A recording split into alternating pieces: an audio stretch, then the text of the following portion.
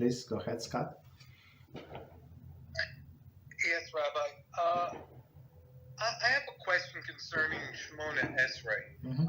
What is the rule with Tisha Anim? The nine, that you need the 9 plus the Chazzan during the repetition. Does everyone have to have said the Shemoneh Esrai to answer Amen and Baruch Hu Baruch Shamar? Baruch Hu Shemai? Yeah. Okay, so I got the second question, but I apologize. I don't understand the first question. So please start again. Or let me well, 1 second. Maybe we do opposite. Let me answer the second question, and then we go to the first question. So the second question is, if a person did not pray Shemoneh Esrai, let's say with everybody else, is he allowed to answer Amen and Baruch Hu Baruch Shmoy? Correct? That's the question. Yes. Okay. All right. Yes. So, for example, so you already prayed, right? So let's say there are two minyanim. So in my shul on Shabbos there are two minyanim. One is early and one is later. So for example, a person I go to the normal one, regular, not early but regular one. So and the one for the person who prayed earlier, so he came to the main shul, and it happens because all of the celebrations, all of the occasions, they actually celebrate in the main with the main minyan when all of the people come, right? So which is normal, right? So sometimes people from early minyan, they stay over and just sit there. They learn, they do whatever they do because they already prayed. So of course, when Chazzan does repetition, they must answer Amen, and they must answer Baruch Hu Baruch Shmoy, because that does not depend on them saying Shemoneh Esrai or not. You understand? Even though they already said there is no connection.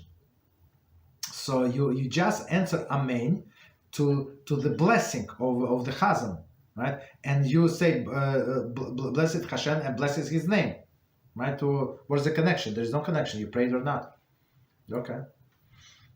Okay, but if the Chazzan's doing the repetition and there's a couple of people in the minyan that haven't said Shemoneh Esrai yet. Let's say they're still doing between Ashrei and Yishtabach. Are they allowed to say Baruch Hu Baruch Shemai? No. They're not allowed to say Baruch Hu Baruch Shemai.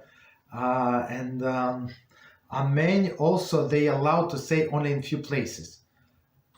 Okay, so let me check my my bookmark.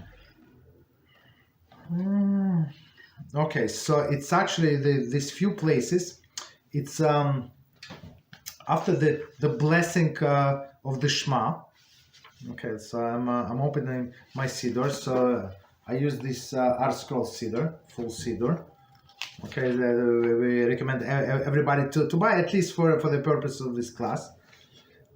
So after Yishtabach, there is a blessing. There are two blessings. 1 second. So one blessing is on luminaries, right? So after the blessing of luminaries, in my Siddur it's page 89. So it says congregation answer Amen. So in this place, when you specifically in this place, you're allowed to say Amen. When you in not in this place, you're not allowed to say Amen. And second place is after the blessing Be'ahava, with a great love, well, abundant love. So right before the Shema, it's also said that in our Siddur it says you answer Amen, even though we don't. But let's say in this place you're allowed to answer Amen if you happen to be in this place, right? But otherwise you just continue praying. And after the first paragraph of Shema, right? Let's say upon your gates, right? Put mezuzah on your gates. After that, you're also allowed to say answer Amen. And after the second paragraph of Shema, even though it does not say in the Siddur, but you allowed to say Amen. So technically, when you're in the Shema, there are 4 places when you're allowed to answer Amen. That's it. In other no Baruch Hu Baruch Shmoy and no other Amens. So you just keep quiet. You just continue prayer and praying in your speed. Okay. Thank you very much, Rabbi. All right. But you are obligated to answer a Kiddusha, first two lines of Kiddusha. You say Kadosh, Kadosh, Kadosh in second line. Okay. Thank you very much. You're welcome.